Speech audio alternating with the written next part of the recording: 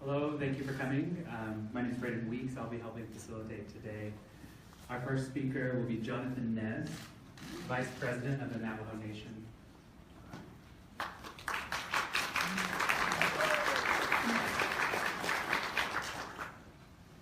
Good afternoon, everybody. What did you guys think of that show that happened there? We're disrespected, and 1 week later, you get this. So it just shows that this administration does not respect indigenous people. They don't respect the first inhabitants of this country, and it's very, very depressing for all of Indian country as well as all of America. But we're a resilient people. Am I right? We will overcome this, and we will take on this administration and to say enough is enough for taking more of our indigenous lands. And to protect that is what this coalition is all about, with the 5 nations here that are being represented. I'm sure many of our tribal leaders will agree with me when I say that enough is enough. Enough of this disrespect from this administration, this president, and we are strong people. I wanted to say, first of all, that many of our Navajo people out there have supported the Bears Ears National Monument designation from day one. And you get 6 out of the 7 communities overwhelmingly, supporting the designation. The nation-to-nation dialogue was just that, is that we want to protect our tribal homelands. And I want to say thank you to the Obama administration for seeing that.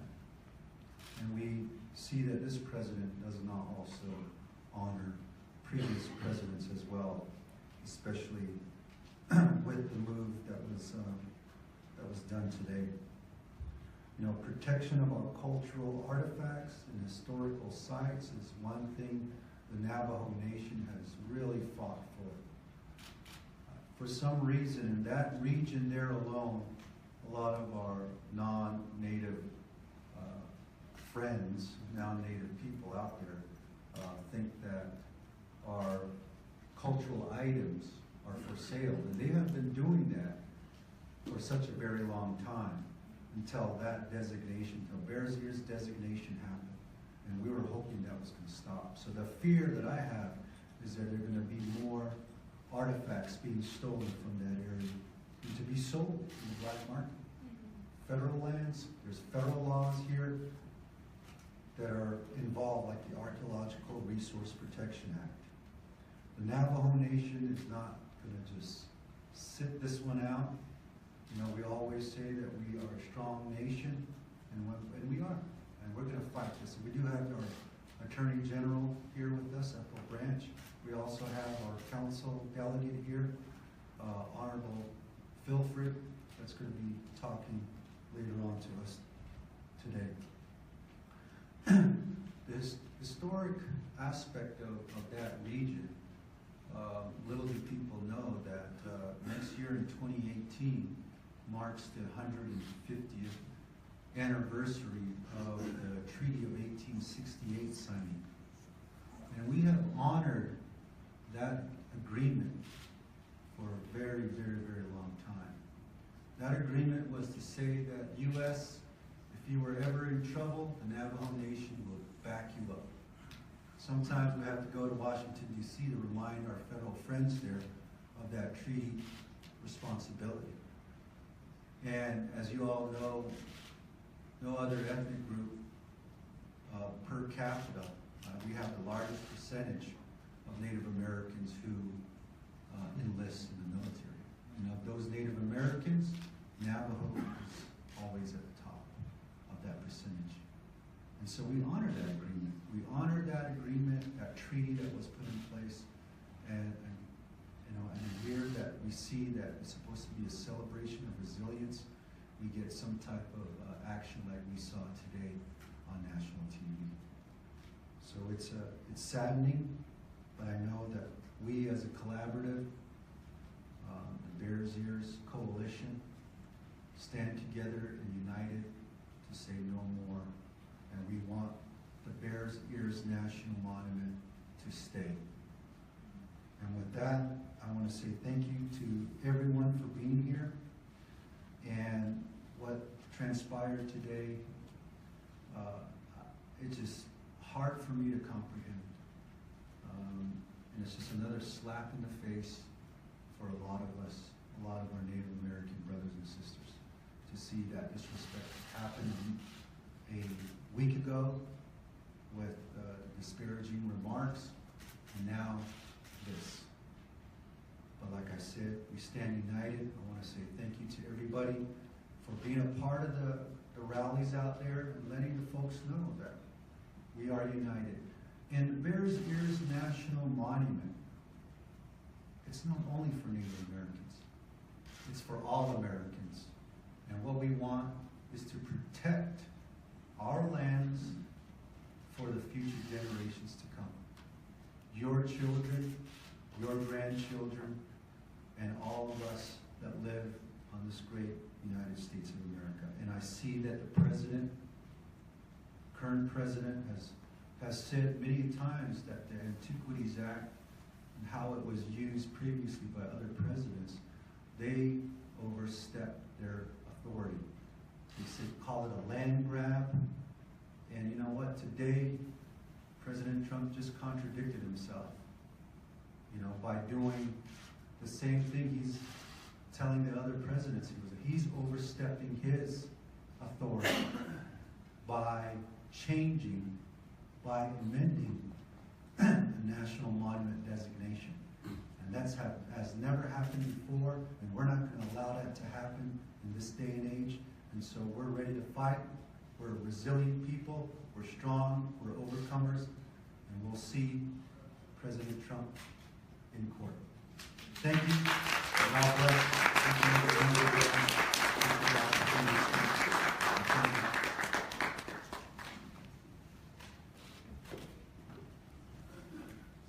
Thank you, Vice President Nez. Next speaker will be Sean Japus, Business Committee member of the Ute Tribe.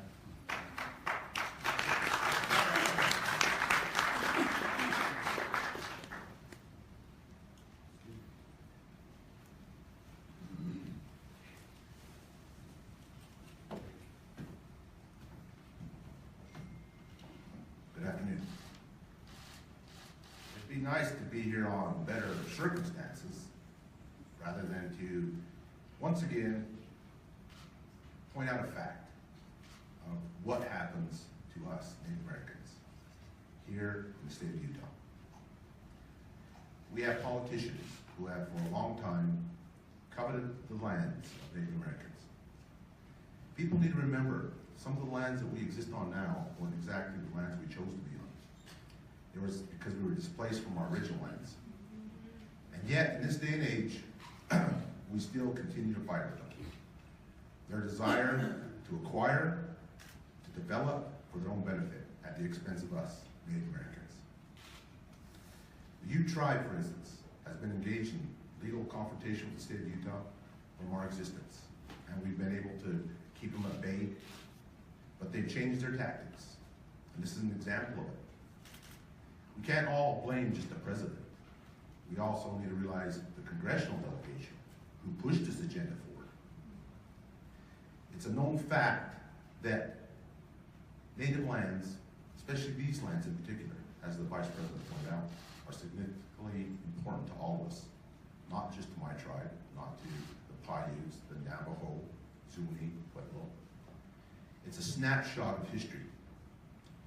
It's the state of Utah before the state became a state. They're remnants. It's almost as if you walked in a museum. The only thing missing are the people. You ever ask yourself why? Because of this. Being drove out because somebody else needed their resource. When the president, at the time, President Obama, declared it a monument, it was a great victory for the Native American tribes. Because for once, maybe, history would not repeat itself. We were given an opportunity to participate. This monument was one monument where we as Native Americans actually put forth an effort to have it declared. We've never done that before. We've never spoken up, but we did it this one. So, for us to say that this is a slap in the face, it's not a slap in the face. It's drawing the line in the sand. I point this out to a lot of people. We as Indian country, at one time, had a communication amongst ourselves. Long before we became the states, long before the Europeans came. There were alliances created. There were trades going on. But we learned how to coexist. It was only after we were moved to the reservations that we got isolated. And for a long time, we believed them boundaries kept us there. But I'm here to let you know, them days are gone. We've awoken as Indian people. We're reaching out, and we've shown this in the designation of the monument. For 5 tribes to gather together for a common cause should be something to be applauded.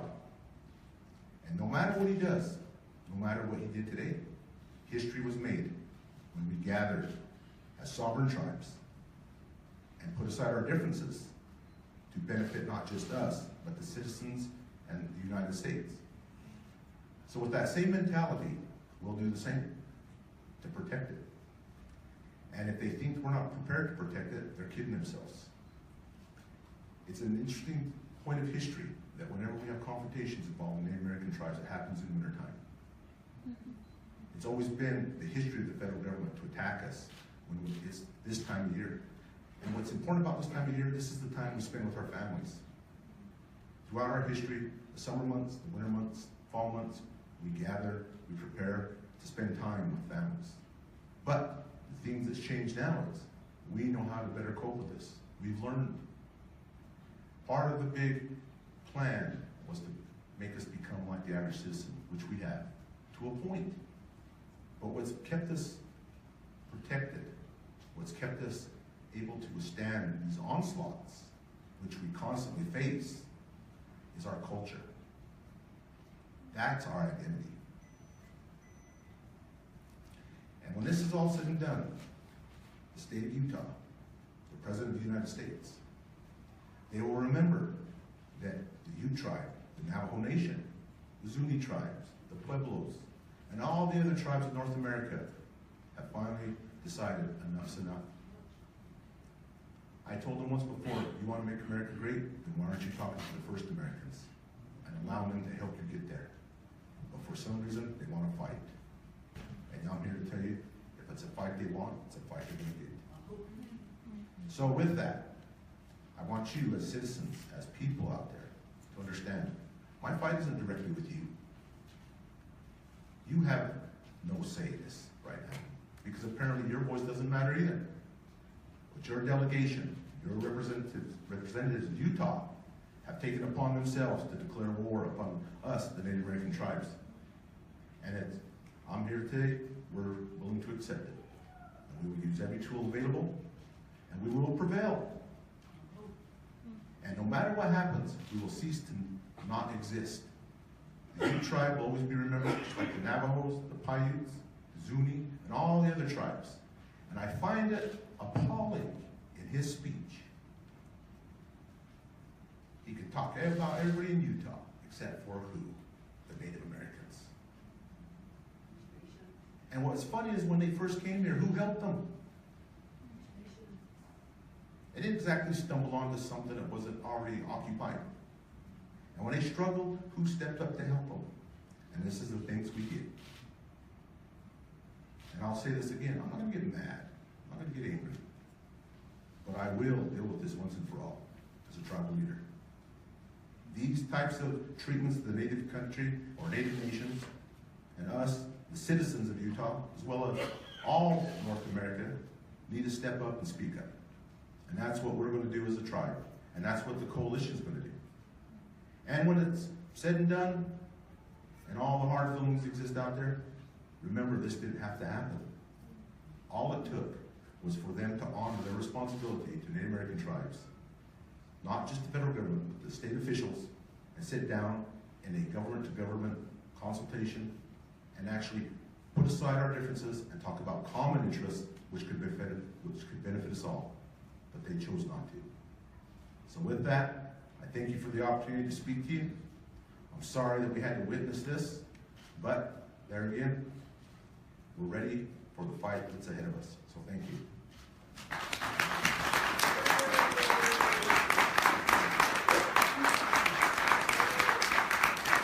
Thank you, Councilmember Sean Pooch. Our next speaker will be Davis Filfred, Council Delegate to the Navajo Nation.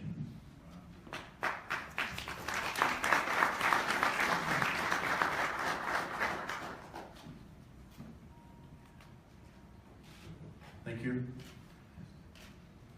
For the record, my name is Davis Filfred. I'm a member of the Navajo Nation 23rd Council. I also, by appointment, do represent the Utah chapters within the state of Utah. So I sit at the table with the Utah tribal leaders. And it's been an ongoing thing for many years. I sit at the table with the Shoshones, the Paiutes, the Goshutes, and many other tribes. And back home, by legislation of the Navajo Council, I do sit at the table with the Utah tribal leaders, the Bear Ears Commission. And when I sit at the Bear Ears Commission, I sit with the Hopis, the Zunis, the Uintas, and the Utes. Today, I want to make it known that the Utah delegation, the President of our nation, the Secretary of Interior, never came to the Navajo Nation. We as a sovereign nation, we are supposed to have a government-to-government relationship, and that has never been exercised. So, I have this book today, with this due diligence was made. Everything that we've done was transparently done in terms of it's been over a decade now that we've been fighting for the monument. And somewhere along the way it was called a midnight monument. That's not so. This has been ongoing for years. And thanks to President Obama using the Antiquities Act, now they want to water down the Antiquities Act. Within the Navajo Nation, we had all 7 chapters at one time supporting the Bear Ears National Monument. We have a resolution from Navajo Utah Commission, even the Utah tribal leaders. We have a legislation from the Navajo Nation Council. We have resolutions from different tribes supporting our monument. So in support of this monument is overwhelming. We have other entities, other enterprise outside the nations that are supporting this monument. So today, as you hear every day on the news, that the feds, the people at the White House on the Hill are lying to the FBI, you heard it today. It was nothing but a lie that I heard today. So today, what I saw today, this morning, was nothing, and all I can say is ironic done, and they're using people. You know, if it was the Navajos, we, myself, President, along with the Vice President of the Navajo Nation, would have been inside our state capitol. But we were never invited, nobody came to us, so on their behalf, nothing was done in terms of, you know, the proposed monument was way bigger.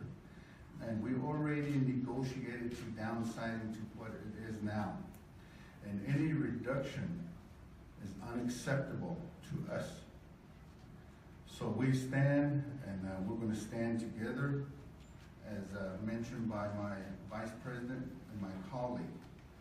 We, from the Bear Ears Monument, there's a term in the proclamation that was made today, renaming it to Shashja. We already named it Shashja. It's been the name that we use from the Navajo, but renaming it in the proclamation is only separating the 5 tribes. And they want us to fight among each other. That's not going to be the issue. We're going to stand together, and we're going to fight this together. And Shashja, there's stories within it, and those are not being heard. Back home on the nation, we have the 9-night ceremony that are only performed during the winter months. And those stories, you'll hear stories that come from the Bear Ears Monument itself. We have Aboriginal land as far north as Green River, LaSalle Mountain. So all these are Aboriginal land. And why do we have to fight for it? But we are. So I want to make it clear that there's still looting. Now, within 60 days, I'm pretty sure they're going to wipe out all the timber. You know, the people that really say no to all these sacred sites were not even, you know, they never put in a word, and yet they're going to contaminate our air, our land, and our water base. And sure, we're going to stand together, and we're going to fight for Bear Ears National Monument. Again, thank you. Appreciate it.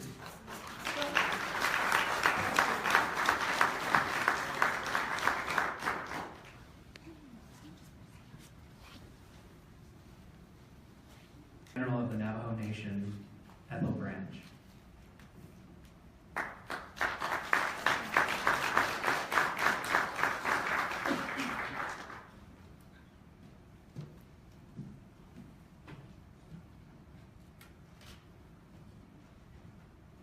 Thank you all for being here.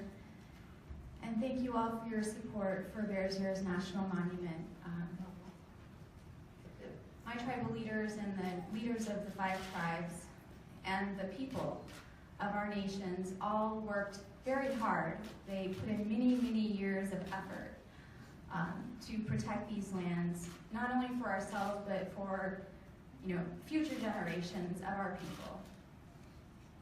And one of the most important qualities of tribal sovereignty and Indian self-determination is the ability to decide for ourselves what our destiny will look like as Native nations. And that's a big... The Antiquities Act of 1906 authorized a limited delegation to the President of the United States to set aside national monuments. There is nothing in the Antiquities Act that authorizes the President to modify a national monument once it's been designated. What it does authorize is broad discretion to the President who acts to protect lands by establishing a national monument under the Antiquities Act. Is outside the scope of his authority.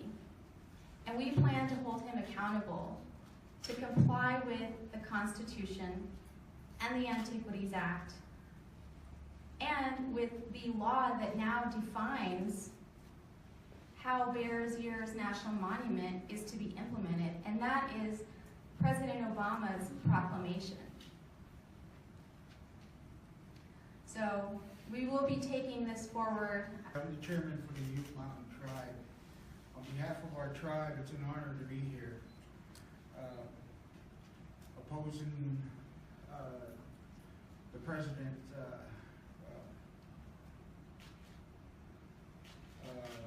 proposed on the shrinkage of the Bears Monument, Bears Ears Monument. The reason why that, they're, that's why I'm opposing that. If you have any other questions, I'm willing to talk to you one-on-one. Thank you. Toboya.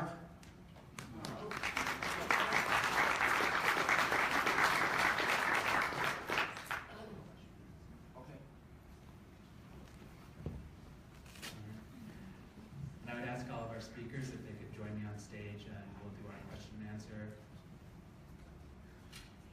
One lawsuit or multiple lawsuits, and which jurisdiction will you file them in and when?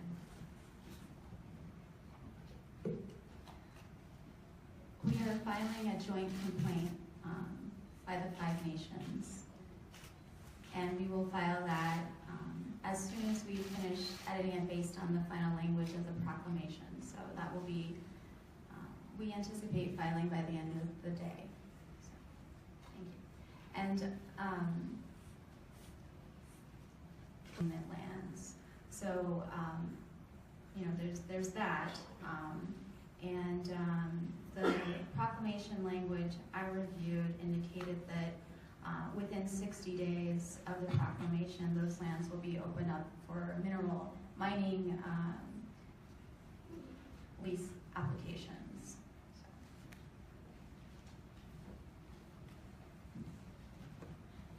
And you can send in, those who are on the phone can send in their questions as well. Any here in the room still?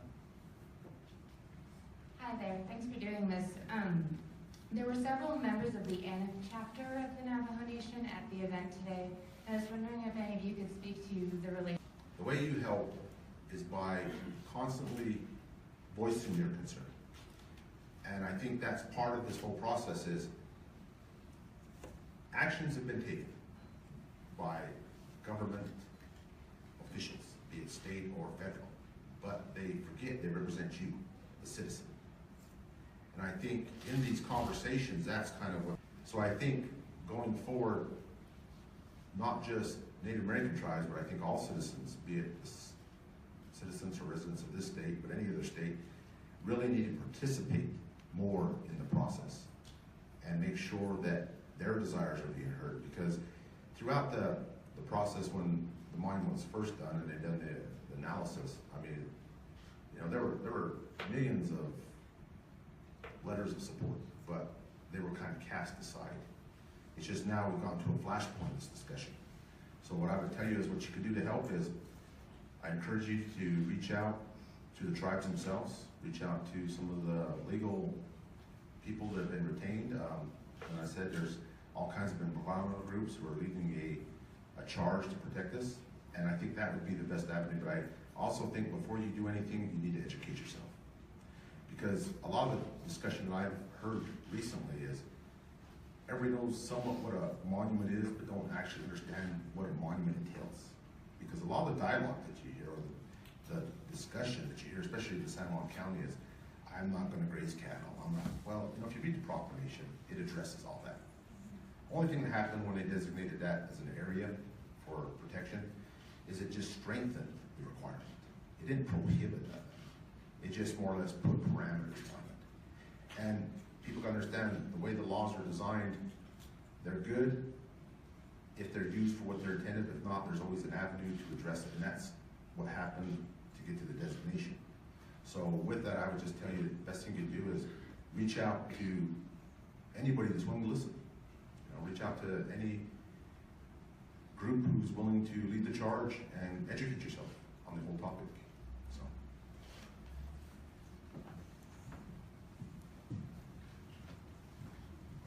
On Friday, Representative Gallego from the state of Arizona introduced legislation in the House to expand Bears Ears National Monument to the full 1.9 million acres that the tribes requested. And the proclamation President Obama issued was a compromise between the County Commission, the Public Lands Initiative effort, and the tribe's initial proposal for the 1.9 million acre protections. So, you know, this is going to hopefully revitalize that effort and ensure that the full landscape that the tribe sought to protect will be protected. So you can reach out to your representatives and voice your support for that legislation. And I think just also in general, I think what we're seeing happen is, you know, a president that has no understanding of what an Indian tribe is as a government. He doesn't understand that we have a nation-to-nation relationship that's, you know, established in treaties and federal common law and acts of Congress. And so, you know, as the councilman indicated, learning about Indian tribes, the history of Native people, and the governments, our continued existence. You know, in a lot of history books and in public schools, tribes are covered in the first chapter, and then that's it. You don't hear about them again. But we continue. We are contemporary governments. We're contemporary people. And so doing what you can to further that education, whether it's yourself learning about that or ensuring that the local public school is teaching that, or that that's part of the state education standards to ensure that the people of the state are learning about tribes as governments and as contemporary peoples. I think that's another important component as well.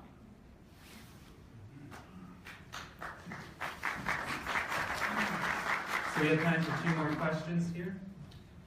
You mentioned the Dakota Access Pipeline.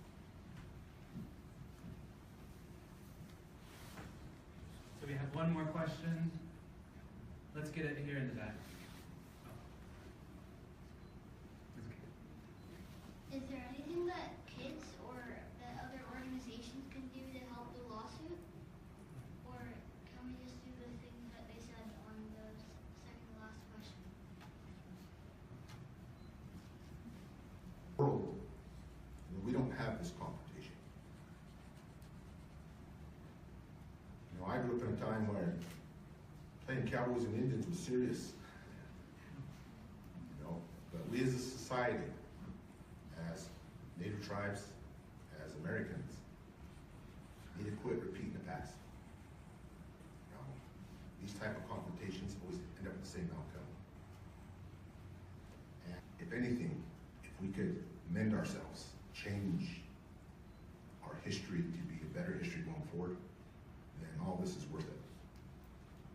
So I would just encourage you to talk to your little friends, right? Speak up, but also never lose your civility with people. And that's something kind of to address the gentleman's question about protest. You know, people as individuals can do as they choose. You can yell, you can scream, but we're tribal leaders. Like you will be the future. And I hope there's more of them like you out there. Thank you.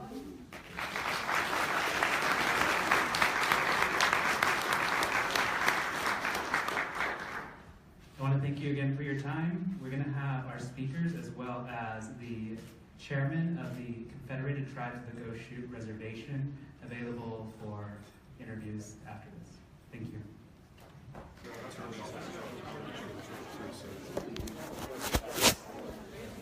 Okay. Hey guys.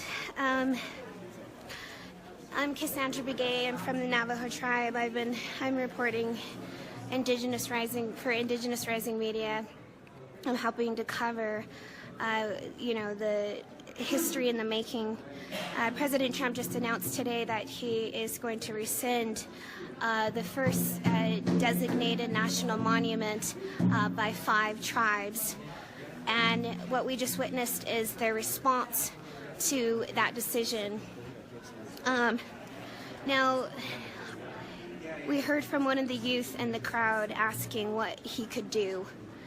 And I just want to share that in the beginning, when our elders asked for this monument, they were thinking of this generation. They were thinking of our children. They were thinking of all children. And that's why they wanted to protect this land. This space is, the Bears Ears National Monument is a space that is intended and created for friendship, for healing, so that we can move together in healing forward and positivity. There's a lot of medicine in that land and the 1.35 million acres that the Creator gave us. We welcome everybody to come to the Bears Ears National Solidarity. So I'll just share some of our songs with you and I'll end on that. So continue to share the support and stand in solidarity with us, okay? I'm sorry I look like a mess. Today's been a really hard day because we've worked really hard to make this happen for a long time. But nonetheless, we are resilient people. We're strong people. And we'll continue to fight and we'll continue and we'll win this. So just asking for you to stand in support and solidarity with us and share this message with everyone. So thank you. Oh, and be proud. Be proud of who you are as Native American people. Rise up, continue rising. It isn't over. This is just the beginning.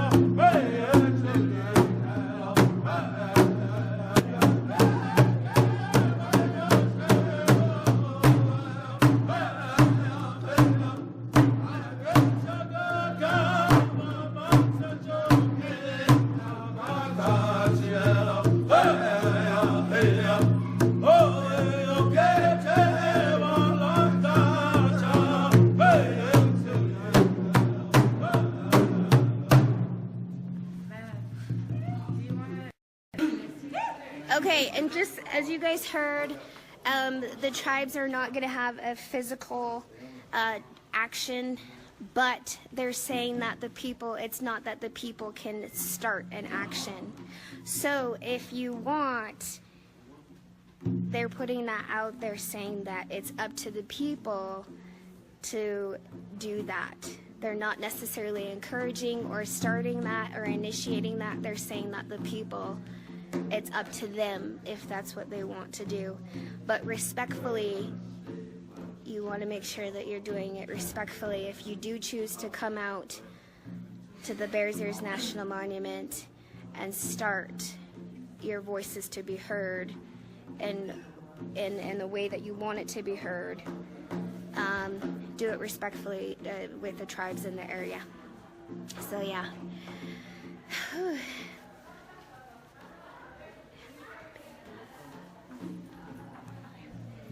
So we're just oh.